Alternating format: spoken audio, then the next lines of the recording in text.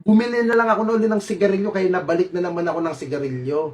Kaya pala nag-trend yung lato-lato dahil sa ulo ni Kap. Putang ina mo ka! At pinapasok mo yung lato-lato! Putang ina mo ka! Lumayas ka nga dyan. Putang inan to. Gago. I-block mo yan. Animal. Buisit. I-block mo. Putang ina mo ka. Hayop ka. GM ka. Ibablock kita dyan. Gago. Inutil. Putang ina mo ka. May kagaya kanina. Nandyan ako sa ano? Sa Bacoor. Sa area ng 7-Eleven. Putang ina, tinatawag ako ng mga bata ro. Tapos ginaganon yung lato-lato. Ginaganon-ganon. Ha?